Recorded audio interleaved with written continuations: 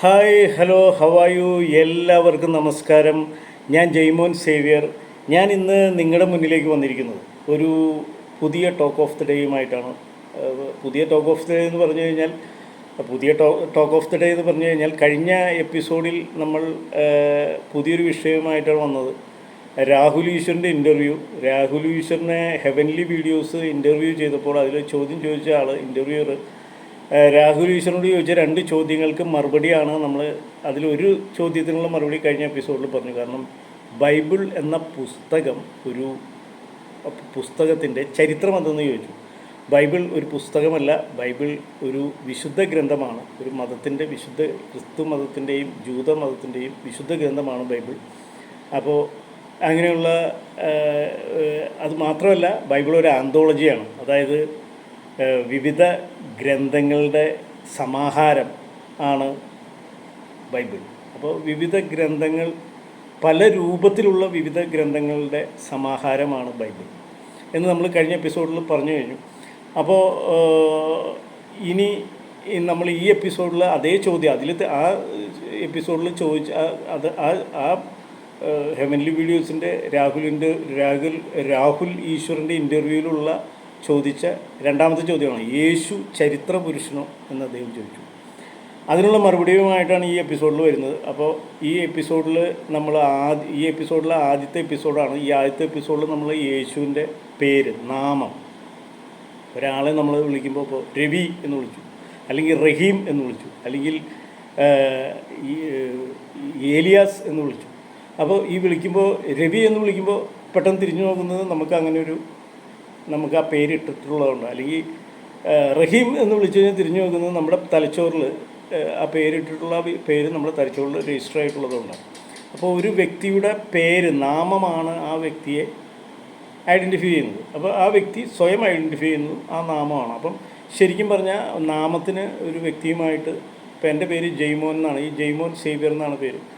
ജയ്മോൻ എന്നുള്ളത് എൻ്റെ പേരാണ്, എൻ്റെ ഫാദറിൻ്റെ പേരാണ് സേവ്യർ എന്നുള്ളത്. അപ്പോൾ ഈ പേരാണ് എന്നെ ഐഡൻറ്റിഫൈ ചെയ്യാൻ പറ്റുന്നത്. അപ്പോൾ ഈ പേരില്ലെങ്കിൽ പിന്നെ നിങ്ങളെന്നെ വിളിച്ച ഞാൻ തിരിഞ്ഞു നോക്കില്ല. എൻ്റെ പുറകിൽ നിന്ന് തന്നെ വിളിച്ച് ഞാൻ തിരിഞ്ഞു നോക്കുന്ന എൻ്റെ പേര് രജിസ്റ്റർ ചെയ്തുകൊണ്ട്. അപ്പോൾ യേശുവിൻ്റെ യഥാർത്ഥ നാമം എന്ത്, യഥാർത്ഥ പേരെന്താണ്, അതാണ് ഈ എപ്പിസോഡിൽ പറയുന്നത്. അപ്പോൾ ഈ ടോക്ക് ഓഫ് ദി ഡേയിലേക്ക് കിടക്കുന്നതിന് മുമ്പ് എനിക്കൊരു ചെറിയ ഹമ്പിൾ റിക്വസ്റ്റ് ഉണ്ട്. ഈ ചാനൽ കണ്ടുകൊണ്ടിരിക്കുന്ന എൻ്റെ ഫ്രണ്ട്സ് ദയവായിട്ട് എൻ്റെ ചാനൽ സബ്സ്ക്രൈബ് ചെയ്യാൻ മറക്കരുത്. ഈ സൈഡിലൊരു സബ്സ്ക്രൈബ് ബട്ടണുണ്ട്. ആ ബട്ടണിൽ വിരലമർത്തിയാൽ മതി, ചാനൽ സബ്സ്ക്രൈബ് ആയിക്കോളും. പ്ലീസ് ഫ്രണ്ട്സ്, ചാനൽ സബ്സ്ക്രൈബ് ചെയ്യാൻ മറക്കാതിരിക്കുക. ഓക്കെ, നമുക്ക് ടോക്ക് ഓഫ് ദി ഡേയിലേക്ക് കിടക്കാം. അപ്പോൾ യേശുവിൻ്റെ യഥാർത്ഥ പേരുണ്ട്. നമ്മൾ ഈ യേശുവിൻ്റെ യഥാർത്ഥ പേരെന്ത് എന്നുള്ള ചോദ്യവുമായി വന്നിരിക്കുന്നത് മറ്റൊരു കാരണം കൂടിയുണ്ട്. യേശുവിനെ കുറിച്ച് പറയുമ്പോൾ എല്ലാം പറയണമല്ലോ. അപ്പോൾ യേശുവിനെ കുറിച്ച് ഒരുപാട് കാര്യങ്ങൾ പറയാനുണ്ട്. അപ്പോൾ ആ ഒരുപാട് കാര്യങ്ങളിലേക്ക് കടക്കുന്നതിന് മുമ്പ് ആദ്യം നമുക്കറിയേണ്ടത് അദ്ദേഹത്തിൻ്റെ യഥാർത്ഥ പേരെന്തെന്നാണ്. അപ്പം നമ്മളിവിടെ ആളുകൾ, ഇപ്പം ഞാൻ പറഞ്ഞ തന്നെ, യേശുവിനെ യേശു എന്ന് വിളിക്കുന്നുണ്ട്, യേശു ക്രിസ്തു എന്ന് വിളിക്കുന്നുണ്ട്, ജീസസ് എന്ന് വിളിക്കുന്നുണ്ട്. പിന്നെ ജൂത മതത്തിൽ ഈസ എന്നാണ്, ഇസ്ലാം മതത്തിലും ഈസ എന്നാണ് അദ്ദേഹത്തിൻ്റെ പേര്. അപ്പോൾ അങ്ങനെ രേഖപ്പെടുത്തിയിട്ടുള്ളത്. അപ്പോൾ ശരിക്കും പേരെന്തെന്നുള്ളതാണ്. യേശുവിനെ കുറിച്ച്, യേശു ആരാണ് എന്താണെന്നുള്ളത് നമുക്കൊക്കെ അറിയാം. യേശു ഒരു യുഗപുരുഷനായിരുന്നു. കാരണം ഒരു കാലഘട്ടത്തിൽ, ഞാൻ ഒരു മതത്തിൻ്റെ ബേസിൽ നിന്നോ അല്ലെങ്കിൽ യേശു എന്ന, ഇപ്പം ഞാനൊരു ക്രിസ്ത്യാനിയാണ്. എൻ്റെ വീട്ടിൽ രൂപക്കൂട്ടിൽ ഇരിക്കുന്ന ദൈവപുത്രൻ അല്ലെങ്കിൽ ദൈവമാണ് യേശു എന്ന് പറയുന്നത്. ഈശോയുടെ അല്ലെങ്കിൽ യേശുവിൻ്റെ രൂപത്തിൽ നോക്കി എല്ലാ ദിവസവും പ്രാർത്ഥിക്കുന്ന ആളാണ് എൻ്റെ കുടുംബവും ഞാൻ. അപ്പോൾ എന്നാലും അതിലുപരി ഈ യേശു മനുഷ്യരൂപത്തിലാണല്ലോ. അപ്പോൾ യേശുവിനൊരു മാനുഷിക തലമുണ്ടാകുമല്ലോ. അപ്പോൾ മാനുഷിക തലത്തിൽ ജീവിച്ചിട്ടാണ് പുരോഹിതനും പ്രവാചകനും ദൈവമൊക്കെ ആയി മാറുന്ന മനുഷ്യൻ. അപ്പോൾ ദൈവം എന്ന് പറഞ്ഞാൽ ഏറ്റവും ടോപ്പിൽ നിൽക്കുന്ന ഒരു തലമാണ് മനുഷ്യൻ്റെ. അപ്പോൾ യേശുവിൻ്റെ മാനുഷിക തലം എന്താണ്, യേശുവിൻ്റെ ഭൗതികത എന്താണെന്ന് അറിയാൻ നമുക്കൊരു ക്യൂരിയോസിറ്റി ഉണ്ട്. അപ്പോൾ ആ ഒരു റേഞ്ചിൽ കൂടി നമുക്ക് ആദ്യം സഞ്ചരിക്കാം. ആദ്യം യേശുവിൻ്റെ ഭൗതികത, മാനുഷിക തലത്തിലൂടെ സഞ്ചരിക്കാം. യേശുവിനെ കുറിച്ച് കൂടുതൽ അന്വേഷിക്കുമ്പോൾ യേശു ഈസ് എ മിസ്റ്ററി മാൻ. നമ്മൾ ഉദ്ദേശിക്കുന്ന രീതിയിലൊന്നുമില്ല. യേശു വല്ലാത്തൊരു നിഗൂഢതകൾ നിറഞ്ഞ മനുഷ്യനാണ്. അപ്പം ആ നിഗൂഢതകൾ നിറഞ്ഞ മനുഷ്യൻ്റെ നിഗൂഢതകൾ എന്താണെന്നുള്ളതാണ് നമ്മൾ പറയുന്നത്. അപ്പോൾ ആദ്യമായിട്ട് അദ്ദേഹത്തിൻ്റെ പേര് നമുക്ക് നോക്കാം. തെറ്റിദ്ധരിക്കണ്ട കേട്ടോ, യേശുവിനെ കുറിച്ച്, യേശു എന്ന മനുഷ്യനെ കുറിച്ച് ഞാൻ പറയുന്നത്. ഇനി അപ്പോൾ അദ്ദേഹത്തിൻ്റെ യഥാർത്ഥ പേര് ഈസ. അദ്ദേഹത്തിൻ്റെ മാതാപിതാക്കൾ ഇട്ട പേര് ഈസ എന്നാണ്. അദ്ദേഹം സാമൂഹിക പരിഷ്കർത്താവും ധർമ്മഗുരുവും എന്താ പറയുക, സദ്ഗുണ നൈതികത പഠിപ്പിക്കുകയും ചെയ്ത വ്യക്തിയാണ്. ഒരുപാട് മനുഷ്യരെ, ഒരു യുഗത്തെ തന്നെ മാറ്റി പുതിയൊരു യുഗം സൃഷ്ടിക്കാൻ ശ്രമിച്ച ഒരു ആത്മീയ ഗുരുവാണ്. അപ്പോൾ അദ്ദേഹത്തിൻ്റെ പേര് യുഗചിന്തയുടെ പ്രവാചകൻ എന്ന നിലയിലാണ് ബൈബിളിൽ പറയുന്നത്, അദ്ദേഹത്തെക്കുറിച്ച് പറയുന്നത്. ബൈബിളിൽ പറയുന്നത് മനുഷ്യപുത്രനും ദൈവപുത്രനുമായ യേശു ജനിച്ചത്, മനുഷ്യപുത്രനും അതേസമയം തന്നെ അദ്ദേഹത്തിൻ്റെ നിഗൂഢത ഞാൻ പറഞ്ഞു, ദൈവപുത്രൻ, മനുഷ്യനിലുള്ള നിഗൂഢത ആണ് ദൈവപുത്രൻ എന്നുള്ള പ്രയോഗം. അപ്പോൾ ദൈവപുത്രനുമായ യേശു BC 6 മുതൽ BC 4 വരെ, അതായത് AD 30 മുതൽ 33 വരെയാണ് യേശുവിൻ്റെ കാലഘട്ടം. റോമാ സാമ്രാജ്യം അഗസ്റ്റസ് സീസർ ഭരിച്ചിരുന്ന കാലഘട്ടം. BC 30 മുതൽ AD 14 വരെയാണ് അഗസ്റ്റസ് സീസർ റോമാ സാമ്രാജ്യം ഭരിച്ചിരുന്ന കാലം. റോമൻ ജനറൽ ജൂലിയസ് സീസറും റോമൻ ജനറലായിട്ടിരുന്നത് ജൂലിയസ് സീസറാണ്. ജൂലിയസ് സീസർ റോമൻ ജനറലായിട്ടും ഹെറോദേസ് ഗലീലിയുടെ പ്രവശ്യ ഗവർണറുമായിരുന്ന കാലഘട്ടത്തിലാണ് യേശുവിൻ്റെ കാലഘട്ടം. ആ കാലഘട്ടത്തിലാണ് യേശു ജീവിച്ചിരുന്നത്. അപ്പം യേശുവിൻ്റെ ചരിത്രത്തിലേക്കാണ് നമ്മൾ പോകുന്നത്. യേശു ജീവിച്ചിരുന്നത് റോമാ സാമ്രാജ്യത്തിന് കീഴിലുള്ള നസ്രത്തിലെ ഒരു സാധാരണ കുടുംബത്തിൽ ഒരു ആശാരിയുടെ മകനായിട്ടാണ്, മരപ്പണി ചെയ്യുന്ന ജോസഫ് എന്ന് പറഞ്ഞ യേശുവിൻ്റെ വളർത്തുപിതാവിൻ്റെ ജോലി. അപ്പോൾ ആശാരിയുടെ മകനായിട്ടാണ് യേശുവിൻ്റെ ജനനം. നസ്രയനായിരുന്നെങ്കിലും യഹൂദയിലെ ബത്ലഹേമിൽ ഒരു കാലിത്തൊഴുത്തിലായിരുന്നു യേശുവിൻ്റെ ജനനം. അപ്പോൾ ഒരു പുൽക്കൂട്ടിലാണ് ജനിച്ചത്. അപ്പം പശുക്കൾക്ക് പുല്ലിട്ട് കൊടുത്ത് പശുക്കളെ കെട്ടിയിരിക്കുന്ന പശുവിൻ്റെ തൊഴുത്തിലാണ് യേശു ക്രിസ്തു ജനിക്കുന്നത്. അതിനിപ്പോൾ വേറെ പല കാരണങ്ങളുണ്ട്, അതിലേക്കൊക്കെ നമുക്ക് പോകാം. അപ്പം പിന്നെ യേശുവിൻ്റെ ജനനം, കന്യകയായ മറിയം, യേശുവിൻ്റെ അമ്മ. യേശു എന്ന് പറയുന്നത് നമ്മൾ മലയാളത്തിലാണ് യേശു എന്ന് പറയുന്നത്. യേശുവിൻ്റെ പേരിനെ കുറിച്ച് നമ്മൾ പറഞ്ഞു വന്നാൽ മലയാളത്തിലാണ് യേശു എന്ന് പറയുന്നത്. യഥാർത്ഥ പേര് യേശുവ എന്നാണ് വിളിക്കുന്നത്. അപ്പം യേശുവ എന്നാണ് പേരിട്ടിട്ടുള്ളത്. അത് യേശുവ എന്നുള്ളത് ഈസിയായിട്ട് വിളിച്ചു വരുമ്പോൾ നമ്മൾ വിളിപ്പേര് ഈസ എന്നാണ് വിളിച്ചിരുന്നത്. അപ്പോൾ ഈസ കുട്ടിക്കാലം തൊട്ട് വളരെ ബ്രില്യൻ്റായിട്ടുള്ളതായിരുന്നു. ജനനം, കന്യകയായ മറിയം പുരുഷനുമായി സഹവസിക്കാതെയായിരുന്നു യേശുവിനെ ഗർഭം ധരിച്ചതും പ്രസവിച്ചതും. അത് തന്നെ ഒരു മിസ്റ്ററിയാണ്. അപ്പം യേശുവിൻ്റെ അമ്മയായ മറിയം വളർത്തുപിതാവായ, അത് സാധാരണ മനുഷ്യൻ്റെ ജനനമായിരുന്നില്ല യേശുവിൻ്റെ ജനനം എന്നാണ് ഞാൻ പറഞ്ഞു വരുന്നത്. അതാണ് മിസ്റ്ററി. യേശുവിൻ്റെ അമ്മയായ മറിയവും വളർത്തുപിതാവായ ജോസഫും യേശുവ എന്നാണ് അദ്ദേഹത്തിന് പേരിട്ടത്. യേശുവ എന്നും ഈസ എന്നും യേശുവിനെ വിളിച്ചിരുന്നു. നസ്രയരായ യഹൂദർ യേശുവ എന്നും ഈസ എന്നുമാണ് യേശുവിനെ വിളിച്ചിരുന്നത്. കുട്ടിക്കാലം തൊട്ടേ തത്വചിന്തകനും ദൈവശാസ്ത്രത്തിൽ ജ്ഞാനവും വെളിപാടുകളും ഉണ്ടായിരുന്ന യേശു നസ്രത്തിലെ സിനഗോഗുകളിൽ പഠിപ്പിച്ചിരുന്നു. വെളിപാടുകൾ ഇൻറ്റ്യൂഷൻ നന്നായിട്ടുണ്ടായിരുന്ന ഒരു കുട്ടിയായിരുന്നു.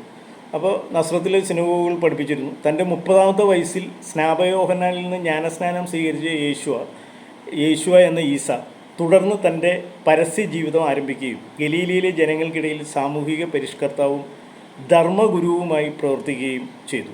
നൈതികതയായിരുന്നു, അതായത് സദ്ഗുണ നൈതികതയായിരുന്നു അദ്ദേഹം പകർന്നു കൊടുത്തത്.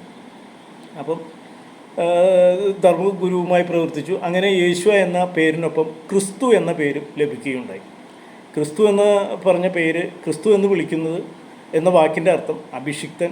അതൊരു പദവി, ഒരു പ്രിവിലേജാണ്. ക്രിസ്തു എന്ന് പറഞ്ഞാൽ പേരിനൊപ്പം നമ്മൾ ഇവിടെയൊക്കെ ചേർക്കില്ലേ, പേരിനൊപ്പം ചില പേരുകളൊക്കെ ചേർക്കില്ല. അതുപോലെ പേരിനൊപ്പമുള്ള ഒരു പ്രിവിലേജാണ് ക്രിസ്തു എന്ന പേര്. അത് ക്രിസ്തു എന്ന വാക്കിനർത്ഥം അഭിഷിക്തൻ, വിമോചകൻ, മിശിഹ, രക്ഷകൻ, നല്ലിടയൻ, ഇങ്ങനെയൊക്കെയുള്ള പേരുകൾ. ഇതൊക്കെയാണ് ക്രിസ്തു എന്ന് പറഞ്ഞ പദത്തിൻ്റെ അർത്ഥം. അപ്പോൾ അതൊരു പ്രിവിലേജാണ്. അതാണ് യേശു ക്രിസ്തു എന്ന് വിളിക്കാൻ. ഈസ ക്രിസ്തു, അല്ലെങ്കിൽ യേശുവ ക്രിസ്തു, യേശുവ ക്രൈസ്റ്റ്, ജീസസ് ക്രൈസ്റ്റ്. ജീസസ് എന്നുള്ളത് അദ്ദേഹത്തിൻ്റെ വിളിപ്പേര് ഇംഗ്ലീഷിലേക്ക് വന്നപ്പോഴാണ് ജീസസ് ആയത്. ഗ്രീക്ക് ഇംഗ്ലീഷ് പേരുകളിലൊക്കെ ജീസസ് എന്നാണ്. ജീസസ് ക്രൈസ്റ്റ് എന്ന് പറഞ്ഞാൽ ജീസസ് എന്ന് പറഞ്ഞാൽ അദ്ദേഹത്തിൻ്റെ ഈശ അല്ലെങ്കിൽ യേശുവ എന്നുള്ള പേര് വിളിച്ചു വന്നതാണ് ജീസസ് എന്നുള്ളത്. ക്രൈസ്റ്റ് എന്നുള്ളത് പ്രിവിലേജാണ്. അപ്പോൾ അതാണ് ജീസസ് ക്രൈസ്റ്റ് എന്ന് വിളിക്കാൻ കാരണം. അപ്പം മിശിഹ ആയിരുന്നു, അതുകൊണ്ട് ക്രൈസ്റ്റ് എന്നുള്ള ഇംഗ്ലീഷ്, ജീസസ് ക്രൈസ്റ്റ് എന്നുള്ള ഇംഗ്ലീഷിലാണ് വരുന്നത്. ക്രിസ്തു എന്ന പേര് ലഭിക്കുകയുണ്ടായി. ക്രിസ്തു എന്ന വാക്കിനർത്ഥം അഭിഷിക്തൻ, വിമോചകൻ, രക്ഷകൻ, നല്ലിടയൻ എന്നൊക്കെയാണ്. പിൽക്കാലത്ത് യേശുവ എന്ന പേര് ഇംഗ്ലീഷിൽ ജോഷുവ ആയി, ജോഷുവ എന്നും വിളിച്ചിരുന്നു എന്നാണ് പറയുന്നത്. അത് പിന്നെ ജീസസ് ആയി, ജീസസ് ക്രൈസ്റ്റ്. അപ്പോൾ ജോഷുവയിൽ നിന്നാണ് ജീസസ് ക്രൈസ്റ്റ് എന്ന പേര് വന്നത്, ജീസസ് എന്ന പേര് വന്നത്. ജീസസ് ക്രൈസ്റ്റ് എന്നറിയപ്പെട്ടു. മലയാളത്തിലേക്ക് വന്നപ്പോൾ യേശു എന്നായി, നമ്മൾ വിളിക്കുന്നത് യേശു എന്നായി, യേശു ക്രിസ്തു എന്നായി. യേശു ക്രിസ്തു എന്നൊക്കെയാണ് നമ്മൾ വിളിക്കുന്നത്. ജീസസ് ക്രൈസ്റ്റും യേശു ക്രിസ്തുവും ഇങ്ങനെ രണ്ട് പേരുകളിൽ, ജീസസ് ക്രൈസ്റ്റ് എന്ന പേരിലും ജീസസ് ക്രൈസ്റ്റ് എന്ന പേരിലും യേശു ക്രിസ്തു എന്ന പേരിലും ഈസ അറിയപ്പെട്ടിരുന്നു. ഇങ്ങനെ രണ്ട് പേരുകളിൽ ഈസ പിൽക്കാലത്ത് അറിയപ്പെട്ടു തുടങ്ങി. ക്രിസ്തു എന്നത് ഒരർത്ഥത്തിൽ പേരിനൊപ്പം ചേർക്കുന്ന ഒരു പ്രിവിലേജാണ്. അത് ഞാൻ നേരത്തെ പറഞ്ഞല്ലോ, പേരിനൊപ്പം ചേർക്കുന്ന ഒരു പ്രിവിലേജാണ് ക്രിസ്തു എന്നുള്ള പേര്. അപ്പോൾ ഈ ഈസയെക്കുറിച്ച് ശരിക്കും പറഞ്ഞാൽ ഈസ എന്നാണ് അന്നത്തെ കാലത്ത് അദ്ദേഹത്തെ ജൂതന്മാർ വിളിച്ചിരുന്നത്. അപ്പോൾ നസ്രയനായ ഈസ. അപ്പോൾ ഈസ എന്ന് പെട്ടെന്ന് വിളിക്കാം. അന്ന് അദ്ദേഹത്തിൻ്റെ കുട്ടിക്കാലത്ത് അദ്ദേഹത്തിൻ്റെ പിതാവിൻ്റെ ഒപ്പം ചെറിയ ചെറിയ ജോലികൾക്കുമൊക്കെ പോകുമായിരുന്നു. അതിനൊപ്പം തന്നെ നല്ല ഇൻഡ്യൂഷൻ ഉണ്ടായിരുന്നു, വെളിപാടുകളുണ്ടായിരുന്നു. അപ്പോൾ ദൈവത്തിൽ നിന്നുള്ള ദൂതുകളാണ് വെളിപാടുകൾ എന്ന് പറയുന്നത്. അത് സാധാരണ മനുഷ്യൻ കിട്ടാൻ ബുദ്ധിമുട്ടാണ്. പ്രാർത്ഥനയും ഭയങ്കര ആ ഒരു ബെർത്തുള്ള ആൾക്ക് അങ്ങനെ കിട്ടും. ആ ഇൻഡ്യൂഷൻസ്, ആ വെളിപാടുകൾ അദ്ദേഹത്തിനുണ്ടായിരുന്നു. അപ്പോൾ അദ്ദേഹം അത് വെച്ചിട്ട് അദ്ദേഹത്തിൻ്റെ ചെറുപ്രായത്തിൽ തന്നെയുള്ള അന്വേഷണത്തോടെയും, അദ്ദേഹം താർക്കികനായിരുന്നു കുട്ടിക്കാലം തൊട്ടേ. അദ്ദേഹം സിനഗോഗുകൾക്ക് മറ്റുള്ള പണ്ഡിതന്മാരൊക്കെ ആയിട്ട് തർക്കിക്കുമായിരുന്നു പോയിരുന്നു. പല കാര്യങ്ങളും അദ്ദേഹത്തിന് ചോദ്യങ്ങളുണ്ടായിരുന്നു. ദൈവത്തെക്കുറിച്ചുള്ള ദൈവാന്വേഷിയായിരുന്നു. ദൈവത്തെക്കുറിച്ചാണ് അദ്ദേഹം കൂടുതലും സംസാരിച്ചിരുന്നത് കുട്ടിക്കാലം തൊട്ട്. ഇപ്പോൾ ഒരാൾ ജനിച്ചു വരുമ്പോൾ ഒരു പ്രവാചകനാണെങ്കിലും ആരാണെങ്കിലും ആ ഒരു ഇത് നമുക്ക് ഡയറക്റ്റ് കിട്ടില്ല. അത് കുറേശ്ശെ ഇങ്ങനെ തേച്ച് മിനുക്കിയേ വരുള്ളൂ. ആ ഒരു ഹ്യൂമൻ ബീയിങ് ആയിരുന്നു, അങ്ങനത്തെ ഒരു ഹ്യൂമൻ ബീയിങ് ആയിരുന്നു ജീസസ് ക്രൈസ്റ്റ്. അദ്ദേഹം സാധാരണ തലത്തിൽ, മാനുഷിക തലത്തിൽ നിന്നിട്ട് അദ്ദേഹം മറ്റു കാര്യങ്ങൾ കുട്ടിക്കാലം തൊട്ടേ ദൈവികമായ കാര്യങ്ങളിൽ വ്യാപൃതനാകുകയും ഈ പറയുന്ന സദ്ഗുണ നൈതികത പഠിപ്പിക്കുകയും പ്രയോഗിക്കുകയും ഒക്കെ ചെയ്തിരുന്നു.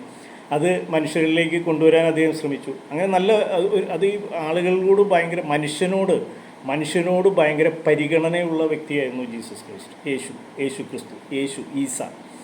അപ്പോൾ ഈസ നബി എന്നൊക്കെയാണ് ഖുറാനിൽ അദ്ദേഹത്തെക്കുറിച്ച് പറയുന്നത്. അപ്പോൾ ഖുറാനിൽ എനിക്ക് തോന്നുന്നു